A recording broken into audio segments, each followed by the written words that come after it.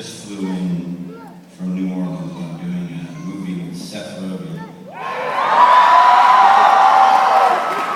And he punched it up a little bit, so if anything sounds arrogant or not quite as funny as it should be, we can blame it on Seth and the gang in New Orleans. So, faculty, parents, siblings, children of all ages, and most importantly, graduates. My name is James Franco. And I'm humbled to have been invited to speak to you. I hear we have a record number of graduates being honored today, and so I'm very fortunate to be here with you to celebrate that great victory. Congratulations. I hope you realize how lucky you are to be in this position right now, looking up on stage at a man with deep brown eyes, a flawless head of hair,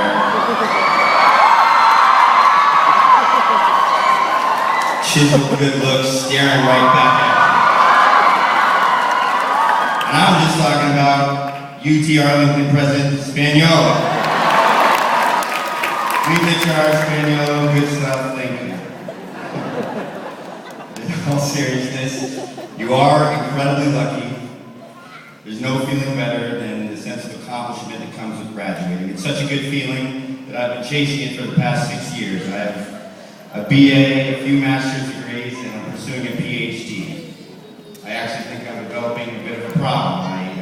It's got to the point where if I don't graduate from something, and within 6 months I start getting the shakes and I break out in hives, wake up with cold sweats, and cotton mouth is starting to become a problem. So I'm privileged to be here with you to get a taste of that sweet graduation feeling. To be completely honest, I'm already getting a contact high just being here, so thank you for that.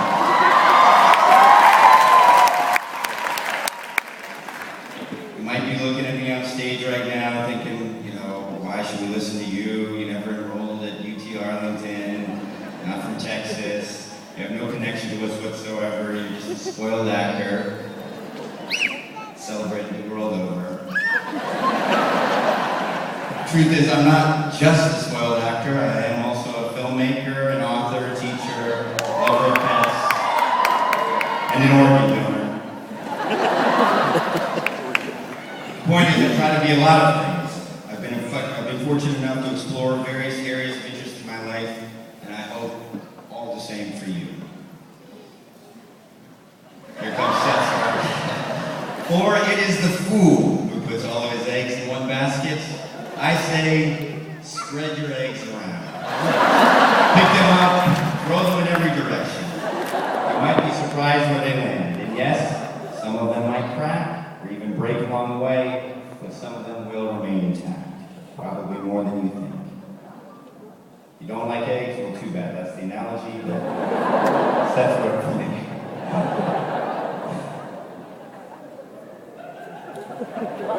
When I was 18, I wanted to be an actor. So I dropped out of UCLA, and I put all my eggs into acting school. And while that did work out for me professionally, it left me feeling a little unfulfilled in other ways. I felt like I was stuck. I'd become a relatively successful actor, which was my goal at the time, but I still didn't feel like I'd succeeded. My only measure of success were how well my films did at the box office or how well they were received critically. Oftentimes they weren't received well or at all. So it wasn't until I enrolled back in school and pursued other interests that I began to feel a sense of true growth.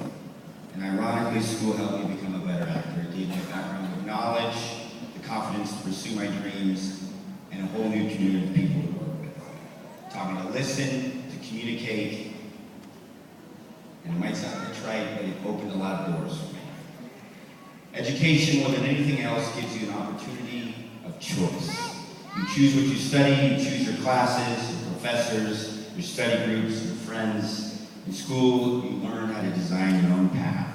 And the mere fact that you graduated today proves that you made the right choices. Maybe not all of them. I'm sure that seminar on Friday morning, it's 5 hours long, was something that you regretted, but it's all part of the learning and that learning experience extends beyond your time here. Life is full of choices. Some may seem right, but turn out to be wrong. Like when I agreed to play the male prostitute in the film Sunny. Believe it or not, at the time, it sounded like a great idea. I thought it was going to be my midnight counter. But other choices may seem wrong that turn out to be right, like my 54-episode arc on General Hospital as the crazy artist Franco. That was probably the most fun I've ever had in my life. So the point is, whenever you make choices, make them with confidence, knowing that both right and wrong choices shape who you are as individuals. But also keep in mind that your choices as individuals affect those around you. Your family, your friends, your community. Take others into consideration in pursuing your life's dreams. Because the decisions made in total exclusion of others can often lead you to a very lonely place. Now, you'll forgive me for referencing another one of my roles to illustrate my point, but I figure that's why you asked me here. Just kidding. Aaron Ralston, the character I played in 127 Hours,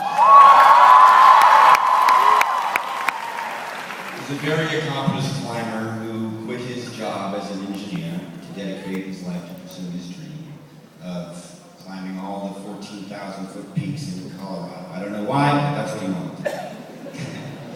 On a canyoneering trip in Utah, Aaron's arm got crushed by a boulder and trapped him in a canyon for, you guessed it, 127 hours. There are precautions he could have taken that would have made his expedition much safer. He could have told his family or friends where he was going. But he wasn't thinking about the people who love him. He was only thinking about himself. Trapped and faced with death, Aaron was forced to reassess his life, and he came to a realization. He had undervalued his family and friends in the pursuit of his dreams. It was this realization and his will to reconnect that gave him the strength to make it out alive. Aaron was lucky enough to begin a new chapter of his life. And now, you all find yourselves in a similar position, minus the boulder and being forced to cut off your own arm. It's a metaphor. Better than the egg one. So we're here today at your commencement, which is the start of something big. It opens a new chapter in your lives.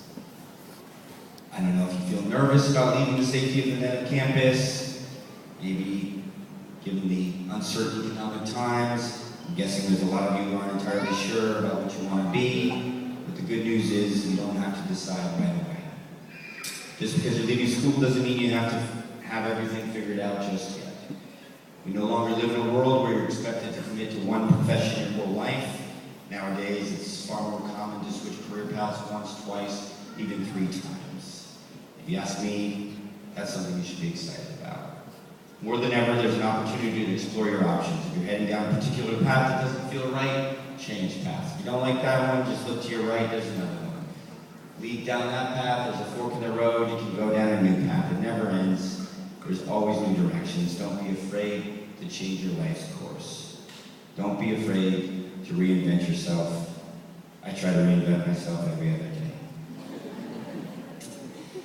So now that my contact high has materialized into a full-on buzz, I'll leave you with these parting words.